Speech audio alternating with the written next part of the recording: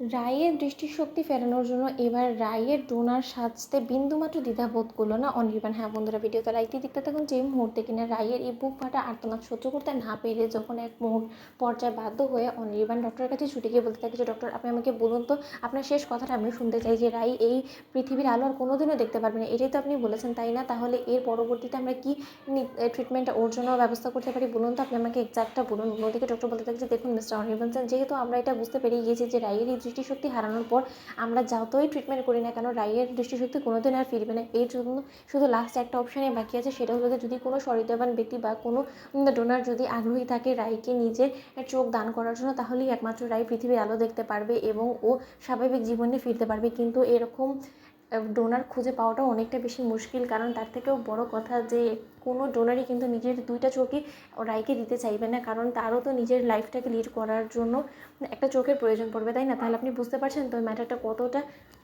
Critical. অন্যদিকে কথা বলা মাত্র অনির্বাণ বলতে থাকে, আর যদি রায়কে একটা চোখ কেউ দিতে আগ্রহী হয় তাহলে কি সেই একটা চোখ দিয়ে রায় গোটা জীবনটা কাটিয়ে দিতে পারবে? ঠিক সেই মুহূর্তে ডক্টর বলতে থাকে যে হ্যাঁ শিওর, যদি কোনো সহৃদয়বান ব্যক্তি রায়কে নিজে একটা চোখ ডোনেট করে তাহলে রায় এমনিতেই স্বাভাবিক জীবনে ফিরে আসতে পারবে এবং রায় সব কিছু আগের মতন দেখতে পারবে। ঠিক সেই মুহূর্তে কথা বলা মাত্র অনির্বাণ বলতে থাকে যে তাহলে আপনি বরঞ্চ সেই পথে এগোন, আমি খুব শীঘ্রই রায়ের জন্য একটা ডোনার অ্যারেঞ্জ করে দেবো।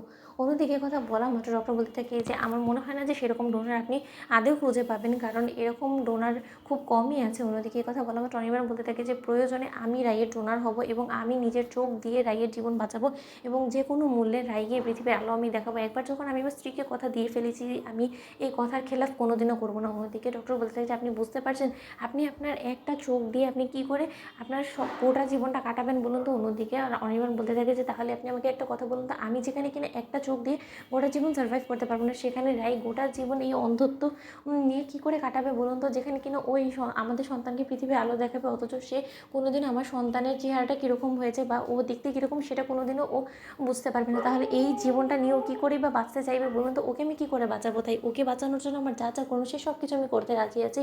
অন্যদিকে কথা বলা মাত্র ডক্টর বলতে থাকে যে ঠিক আছে। অন্যদিকে অনির্বাণ বলতে থাকে যে কিন্তু এই বিষয়টা সম্পূর্ণরূপে রায়ের কাছ থেকে আপনাকে গোপন রাখতে হবে, এই শর্তে আমি রায়কে আমার চোখ দান করব এবং আপনি যে কোনো মূল্যে রায়কে বাঁচাবেন। এবং রায় যখন আপনাকে জিজ্ঞেস করবে যে ওকে কোন ডোনার চোখ ডোনেট করেছে, সেই গোটা কথাটা আপনাকে লুকিয়ে যেতে হবে। আমি কোনোদিনও চাই না যে আমার স্ত্রী এটা জানতে পারুক, অন্তত পক্ষে ওর ট্রিটমেন্ট চলাকালীন তো কোনো মতেই না, কারণ আমি খুব ভালো করে জানি ও যদি একবার জানতে পেরেছে যে রায়ের ডোনার আমি নিজে হয়েছি, তাহলে কোনোদিনও আমার কাছ থেকে চোখ নিবে না এবং ও কোনোদিনও আর এই ট্রিটমেন্টটা করতে চাইবে না এবং এটা আমি কোনো মতেই চাই না। তাই আমি চাই যদি বাঁচতে হয় তাহলে দুজনে একসঙ্গে বাঁচবো। তো বন্ধুরা, লাইক শেয়ার করে সাবস্ক্রাইব করতে ভুলো না।